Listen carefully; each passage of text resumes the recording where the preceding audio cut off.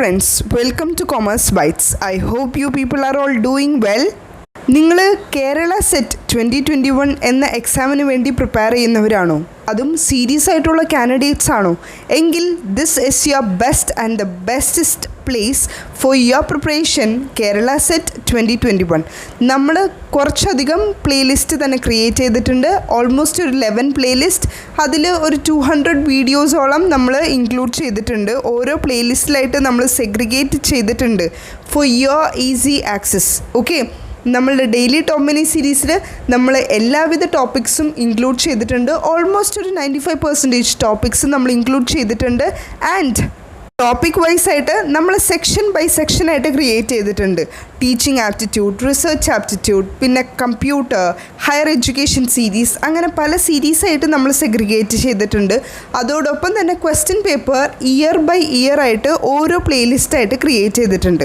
So നിങ്ങളൊരു series candidate ആണ്, this time എനിക്ക് കേരള സെറ്റിൻ്റെ എക്സാം ക്രാക്ക് ഔട്ട് ചെയ്യണം എന്ന് വിശ്വാസമുണ്ട്, എനിക്ക് ക്രാക്ക് ഔട്ട് ചെയ്തേ മതിയാവുള്ളൂ എന്ന് അടിയുറച്ച വിശ്വാസത്തിലാണ് നിങ്ങൾ മുന്നോട്ട് പോകുന്നതെങ്കിൽ this is your best place. Okay, നമ്മളിടുന്ന റെഗുലർ വീഡിയോസ് എല്ലാം ഒന്നുപോലും സ്കിപ്പ് ചെയ്യാതെ കണ്ടു കഴിഞ്ഞാൽ people can definitely crack this exam Kerala SET 2021. Okay, നമ്മൾ ഇപ്പോൾ പോയിക്കൊണ്ടിരിക്കുന്ന സീരീസ് മോഡൽ ക്വസ്റ്റ്യൻ പേപ്പർ സീരീസാണ്. അതും one of our student mention ചെയ്തിട്ടാണ് നമ്മൾ ഇങ്ങനൊരു സീരീസ് സ്റ്റാർട്ട് ചെയ്തത്. ഓക്കെ, നമ്മൾക്ക് എല്ലാവർക്കും അറിയാം ഓഗസ്റ്റ് 14th 2021 നിങ്ങളുടെ എക്സാം വരുന്നത്. So do focused and be focused. Okay, പഠിച്ചുകൊണ്ടിരിക്കേണ്ട ടൈം കഴിഞ്ഞു, ഇനി നമ്മൾക്ക് വേണ്ടത് റിവിഷൻ ടൈമാണ്. സോ നമ്മളിപ്പോൾ ചെയ്തുകൊണ്ടിരിക്കുന്നത് മോഡൽ ക്വസ്റ്റ്യൻ പേപ്പറാണ്. നിങ്ങൾക്ക് ആ ഒരു മെയിനായിട്ട് ഒരു ക്വസ്റ്റ്യൻ പേപ്പർ കാണുമ്പോൾ ടെൻഷൻ ആവാതിരിക്കാൻ നിങ്ങളുടെ വിരൽത്തുമ്പുകളിൽ ആൻസേഴ്സ് വരാൻ വേണ്ടിയിട്ട് നിങ്ങൾക്ക് കിട്ടുന്ന ഒരു പ്രാക്ടീസ് ഏരിയ ആണ് ഇപ്പോൾ മോഡൽ ക്വസ്റ്റ്യൻ പേപ്പർ സീരീസ് നമ്മൾ ക്രിയേറ്റ് ചെയ്യുന്നത്.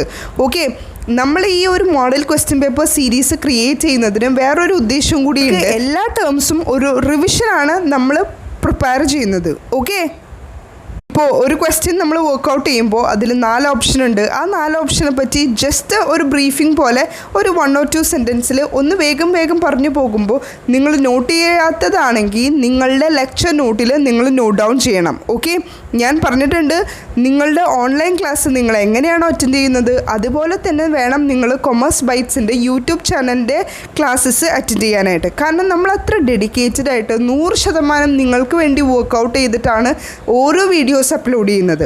ഓക്കെ, അപ്പോൾ അതിൻ്റെ ഉള്ളിൽ മെയിൻ പോയിൻറ്റ്സ് മാത്രമേ ഉള്ളൂ. എക്സാം പോയിൻ്റ് ഓഫ് വ്യൂവിൽ മാത്രമാണ് നമ്മൾ ഈ ഓരോ വീഡിയോസും പ്രിപ്പയർ ചെയ്യുന്നത്.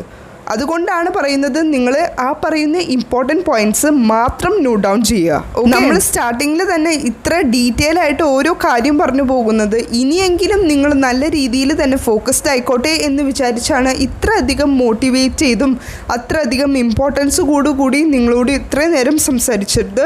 So without much delay let's move to our question paper series. ഇപ്പോഴും നമ്മളൊരു 7 ക്വസ്റ്റ്യൻസ് ആണ് നിങ്ങൾക്ക് വേണ്ടി പ്രിപ്പയർ ചെയ്തിരിക്കുന്നത്. Question number 1, two-factor theory of intelligence relates to. ഞാൻ തിയറി ഓഫ് ഇൻ്റലിജൻസ് നിങ്ങൾക്ക് ഡെയിലി ടോപ്പ് മിനി സീരീസിൽ ഇൻക്ലൂഡ് ചെയ്തിട്ടുണ്ട്. കാണാത്തവരുണ്ടെങ്കിൽ എന്തായാലും കണ്ടിരിക്കണം, കാരണം അതിൻ്റെ ഉള്ളിൽ കുറേ അധികം കീ പോയിൻറ്റ്സ് ഞാൻ നിങ്ങൾക്ക് മെൻഷൻ ചെയ്തിട്ടുണ്ട്. ഓക്കെ, എന്നെ റെഗുലറായിട്ട് ഫോളോ ചെയ്തിരിക്കുന്ന സ്റ്റുഡൻസ് എന്തായാലും കണ്ടിരിക്കും എന്നെനിക്കറിയാം. പുതിയതായി ആരെങ്കിലും ഈ ഒരു വീഡിയോ കാണുന്നുണ്ടെങ്കിൽ അവരോടാണ് എനിക്ക് നിങ്ങളോടാണ് പറയാനുള്ളത്, നമ്മളുടെ ഡെയിലി ടോപ്പ് മിനി സീരീസിൽ അത്ര ഇമ്പോർട്ടൻ്റ് ആയിട്ടുള്ള ടോപ്പിക്സ് മാത്രമാണ് ഇൻക്ലൂഡ് ചെയ്തിട്ടുള്ളത്. So you must watch all the videos, നിങ്ങളൊരു സീരീസ് കാൻഡിഡേറ്റ് ആണെങ്കിൽ മാത്രം. ഓക്കെ, സോ ക്വസ്റ്റ്യൻ എന്തായിരുന്നു? two-factor theory of intelligence relate ചെയ്യുന്നത് ആരിലേക്കാണ്? Options are option A Spearman, option B Bennett, option C Hull and option D Stone. So here the answer will be Spearman. നമ്മൾ ഈ ഒരു Spearman theory of intelligence already പഠിച്ചിട്ടുള്ളതാണ്. Even though ഞാൻ just ഒന്ന് നിങ്ങൾക്ക് പറഞ്ഞു തരാം. അതായത് ഈ ഒരു two-factor തിയറി ഓഫ് ഇൻ്റലിജൻസിൽ 2 ഫാക്ടേഴ്സാണ് പറയുന്നത്.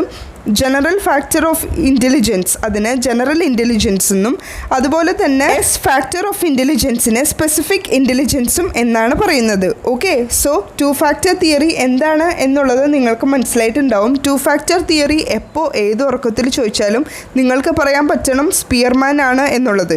അങ്ങനെ പഠിച്ച് ഉറപ്പായെങ്കിൽ മാത്രം നിങ്ങൾ നെക്സ്റ്റ് പോയിന്റിലേക്ക് നോക്കാൻ പാടുള്ളൂ. ഓക്കെ, നമ്മൾ ഇവിടെ ക്വസ്റ്റ്യനിൽ റെഡിങ് വെച്ച് സാധാരണ ആൻസേഴ്സ് മാർക്ക് ചെയ്യാറുണ്ട്.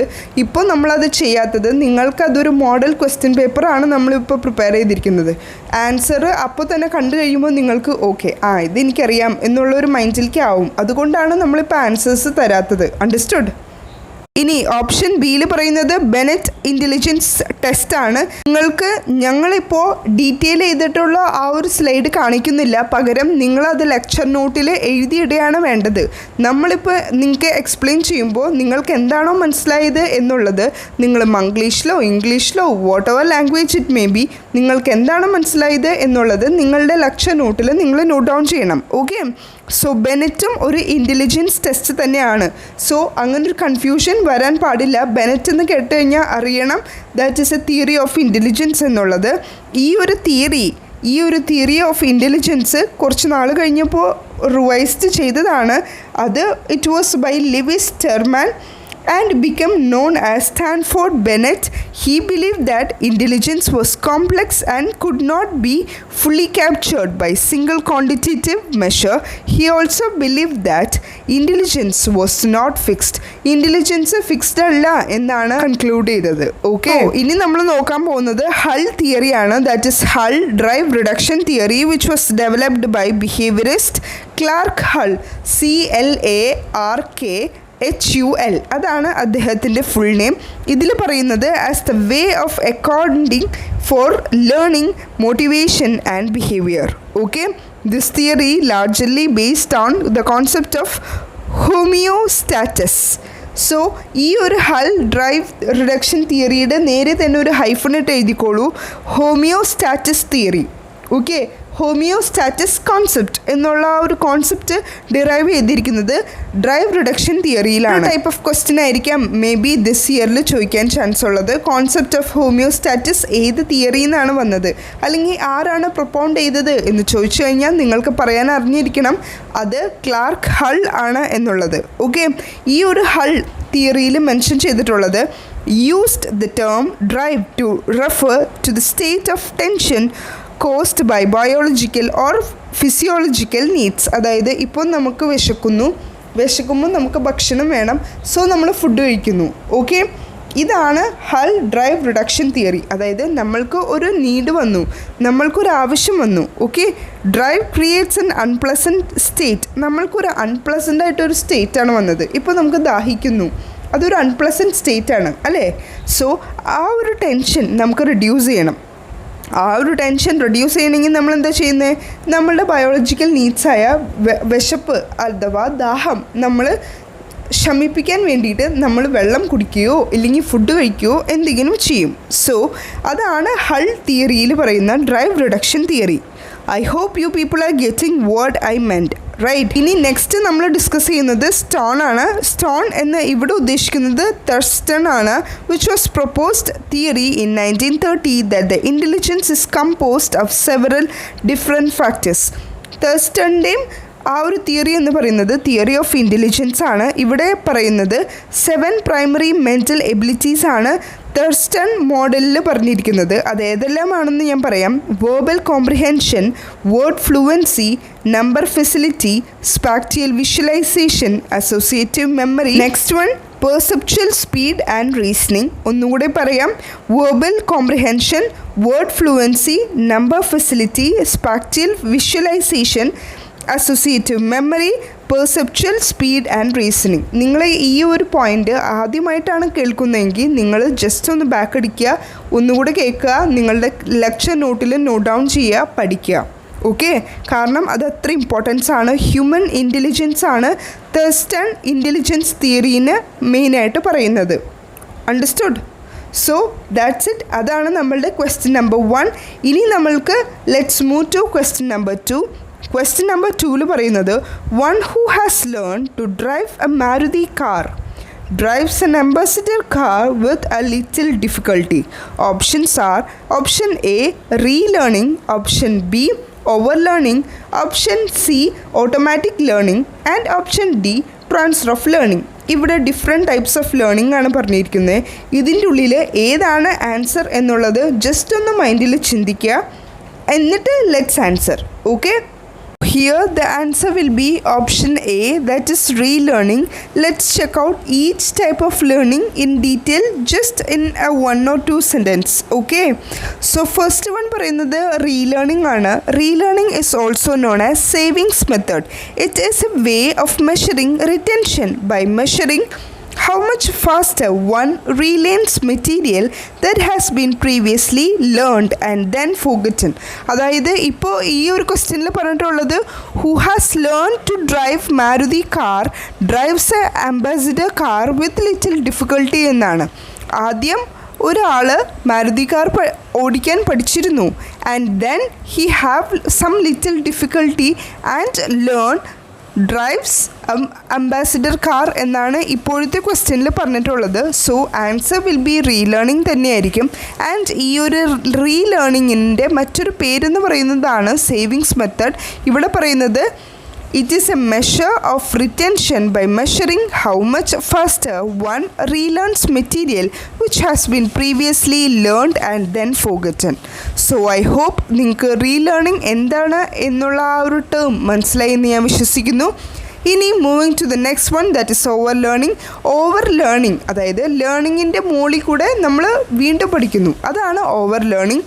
refers to practicing newly acquired skills beyond the point of initial mastery.